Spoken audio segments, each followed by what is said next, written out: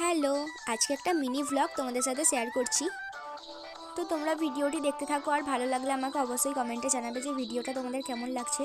তো আমি এরকম ধরনের ভিডিও আরও তোমাদের সাথে শেয়ার করব।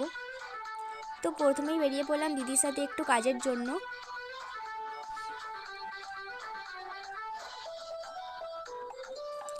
তো আমাদের কাজ কমপ্লিট হয়ে গেছে, আর আমাদের না খুব খিদেও লেগে গেছে।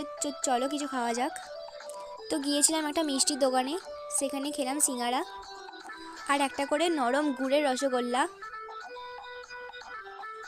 তো ওখান থেকে আবার বেরিয়ে চলে গেলাম একটা চাউমিন, মোমো, এগরোল এইসবের দোকানে। তো ওখান থেকে এক প্লেট মোমো নিয়ে নিলাম।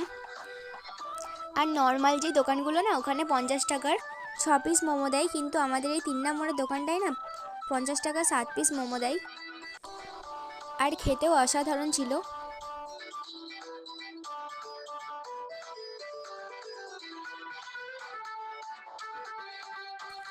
তো বাড়ি ফেরার সময় বাড়ির জন্য নিয়ে নিলাম এগরোল আর চাউমিন।